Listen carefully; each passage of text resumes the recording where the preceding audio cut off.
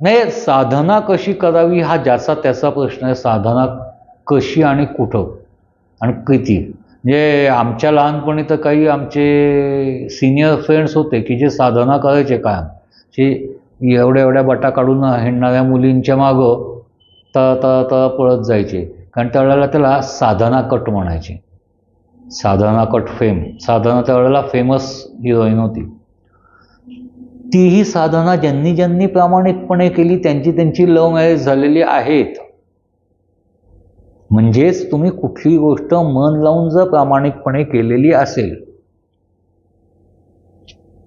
तर बॉस वो जमती है, जमनी चाहिए. तर मला खूप वेळा, म्हणजे मी मध्ये एक माझ्याकडं भेटायला आले होते मित्र आहेत, त्यांचं नाव नाही मी घेत, पण ते मोठे व्यावसायिक आहेत. काही करोड रुपयांचा त्यांचं टर्नओव्हर असेल. म्हणजे मी विचारलं नाही किंवा मी विचारतही नाही. मित्र म्हणलं की मित्र बनतो, कारण मग माझ्याकडं किती पैसे आणि तुझ्याकडं किती पैसे म्हणलं की ते स्थळ आला, आणि स्थळ आला की वर खालती होण्याची शक्यता जास्त असते. मैत्री ही प्रामाणिक ठेवावी. मैत्रीचे तर तू काय कमवतो मी काय कमवतो हे नाही. आपण मित्र आहोत एकमेकांशी गप्पा मारायच्या, एवढंच असतं माझं. पण एकंदर त्यांचं जे काय राहणीमान किंवा स्टाईल आहे त्यांच्या ह्याच्यात बघितलं, ते मला बोलता बोलता म्हणले की नाही, कसं आहे ना मित्र, मी खूप ठरवतो, मला करायचं आहे, माझी खूप इच्छा आहे, पण वेळच मिळत नाही. आणि त्यांच्याशी चर्चा करताना मी त्यांना 2-4 स्पॉट काढून दिले की जिथं त्यांना वेळ मिळू शकतो. म्हणून मला आता एकदा तुमचा दिनक्रम सांगा. म्हणजे सकाळी उठलं, चहा घेतो, चहाला आवरून घेतो, अमुक करतो, ते त्यांना सांगितलं. मग मी आंघोळीला जातो. म्हणलं मला सांगा बाथरूममध्ये काय खाता. म्हणलं काही नाही, आंघोळ करतो. म्हणलं किती वर्ष झाली तुम्ही आंघोळ करता हो. म्हणलं आपण एक पहिलं वर्ष सोडू की ज्या वेळेला आपल्याला नाहूमाखू कोणीतरी घालायचं. नंतर आपण एक 2 वर्षाचे 3 वर्ष झाल्यानंतर ते हे उचलून पाण्यावर डोक्यावर घ्यायचं असतं, हे आपल्याला कळलेलं असतं. त्यानंतर आत्तापर्यंत 35 वर्ष तर तुम्ही आंघोळ करत असाल. ते म्हणले हो, रोज करतो. म्हणलं म्हणजे ही गोष्ट खूप सरावाची झाली आहे. ते म्हणले हो. म्हणलं मग मला एक सांगा, आंघोळ करत असताना तुम्ही तुमचा जप केलात, देवाचा नामस्मरण केलं, तुमचं नुकसान काय होतं. आंघोळीत लक्ष काही द्यायचं असतं किंवा नाही, इकडचा मळ काढायचा राहिला, इकडचा हे करायचं, असं काही लक्ष द्यायचं असतं नाही. ते सरावाने होत असतं ना. ते म्हणले हो रे, हे 10 मिनिटं मी निश्चित देऊ शकेन परमेश्वरावर. म्हणलं ठीक आहे, हे तर द्या. त्यानंतर काय करता. त्यानंतर म्हणे नाही, ते आमच्याकडे गुरुजी येतात पूजेला, ते पूजा करत असतात, मी हात जोडून बसलो. तर तुम्ही हात जोडून बसलेले असताना इतर कुठले व्यावसायिक विचार करण्यापेक्षा त्याच वेळेला तुम्ही जर समजा हात जोडून बसले किंवा एखादी माळ हातात घेऊन नामस्मरणाला सुरुवात केली तर साधारण किती वेळ पूजा. ते म्हणले 20 मिनिटं चालते गुरुजींची पूजा. म्हणलं त्या 20 मधील तुम्ही 15 ते 18 मिनिटं तर, म्हणजे कारण तुम्ही आंघोळीला गेलेले असताना गुरुजी येतात, 15 ते 18 मिनिटं त्यांच्या समोर बसता. ते म्हणले हो. मग ते 18 मिनिटं तर म्हणलं तुमचं नामस्मरण सहज होऊ शकतं. त्यावेळेला कुठल्या तरी फोनवर बोलणं, काहीतरी ऑर्डरी करणं किंवा काही हे करण्यापेक्षा फोन बंद ठेवून तुम्ही जर समजा 18 मिनिटं नामस्मरण केलं तर ते शक्य होऊ शकेल. ते म्हणले हो, होऊ शकेल. म्हणलं ठीक आहे. मग त्यानंतर गुरुजींना नमस्कार करून म्हणे मी ऑफिसला निघतो. ऑफिसला कसे जाता. माझी कार आहे, ड्रायव्हर आलेलाच असतो कारमध्ये बसून. कारमध्ये बसून तुम्ही ऑफिसला जात असताना मधल्या वेळेत ट्रॅफिकला शिव्या घालण्याच्या ऐवजी जर तुम्ही नामस्मरण केलं तर ते 20 मिनिटं मिळू शकतात का मला. ते म्हणले हो, हे करू शकतो मी. म्हणलं जर जाताना करू शकता तर येतानाही करू शकता. ते म्हणले हो, येतानाही मी 20 मिनिटं करू शकतो. लाव, मग सगळ्यात जास्त तुम्ही परमेश्वराचं नाव घेऊ शकता माझ्यापेक्षाही, आणि तरी तुम्ही म्हणता माझ्याकडे वेळ नाहीये. कारण वेळ हा काढावा लागतो, तो कधीच नसतो. तुम्हाला सांगतो, माझ्या मित्राला ते पटलं.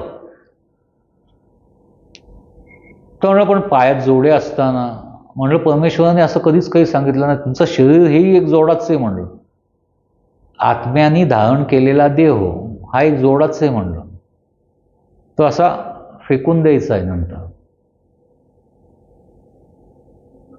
एक लक्षात घ्या म्हणलं, आत्ता तुम्ही आहात म्हणून तुम्ही आहात.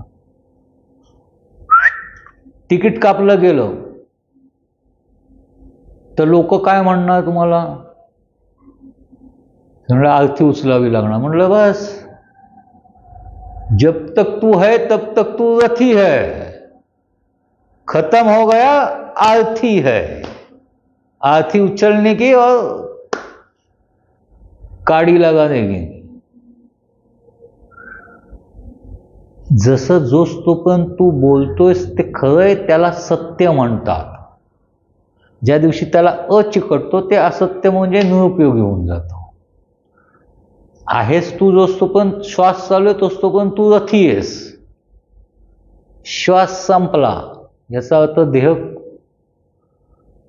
किरकोळ झाला, शून्य झाला, आरती उचलायची वेळ झाली. रथी संपला, आरती राहिली. मग आरती उचलायची आणि स्मशानात नेऊन जाळायची. मग त्या जोड्यावर तू कुठनं तरी एखाद्या यंत्रावरनं बनवलेल्या जोडे घातलेले आहेत का नाहीत? कोण विचारतं? बरं, एवढं तुला वाईट वाटत असेल तर गाडीत बसल्यानंतर जोडे काढून मांडी घालून बस ना. गाडी तर मोठी आहे तुझी.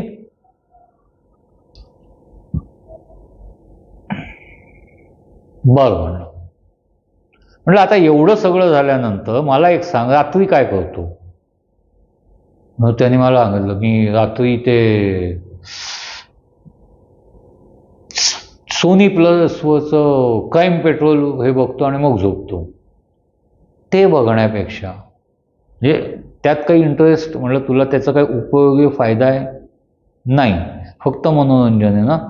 म्हणलं एक 15 दिवस मनोरंजन बंद करते आणि त्याच्याऐवजी स्वामींचं नाव, म्हणजे तुझं जे काय तुझ्या देवाचं आहे त्याचं नाव घेत बस. तुझे डोळे ताणून 11 वाजेपर्यंत क्राईम पेट्रोल काय 10:30 ते 11:30 शो बघतो, त्याच्याऐवजी 11 वाजताच तुला शांत झोप लागेल. आणि 11ला शांत झोप लागलं, परत पहाटे 5ला तुला उठल्यानंतर जांभई द्यावी लागणार नाही. तू परत तुझ्या देवाचं नाव घेऊ शकशील. झाला आता या गोष्टीला 1.25 महिना झाला. तो हे करायला लागल्यापासून जास्त आनंदी दिसायला लागलाय. त्याचं तो म्हणतो मला की गणेश खूप मोकळं झाल्यासारखं वाटतंय आणि खूप शांतता आली. आता मला बिझनेसमध्ये मला भांडावंसं वाटत नाही. कुणी काही चुका केल्या तर मी सांभाळून घेतो आणि शांतपणे आणतो, परत असं करू नको. हां, कोण जर एकच चूक रिपीट करत असेल तर मी त्याला घरी पाठवतो. मग आता मी चिडतो. म्हणलं ते तुझ्या देहाचं कर्तव्य आहे. तुझ्या देहाला अनुसरून असलेली कामं व्यवस्थित करणे आणि करून घेणे हे तुझं देहाचं कर्तव्य आहे. त्या देहाच्या कर्तव्यानुसार एखादा माणूस जर अयोग्य असेल, त्याला तू हटवलं तर ते तू तुझं कर्तव्य केलेलं आहेस. ते चुकीचं काही नाही. मी तुला कोणाला कारण नसताना दुखवू नको म्हणलं. कारण असेल तर त्याचं माप त्याच्या पदरात टाकणं ही तुझी जबाबदारी आहे मित्र, ती टाळू नको तू.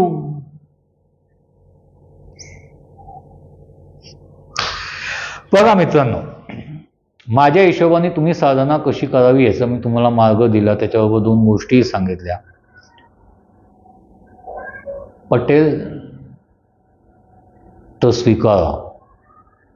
हां, मी असं म्हणत नाही माझ्या हिशोबाने सांगितलेले सगळेच मार्ग 100% बरोबर असतात.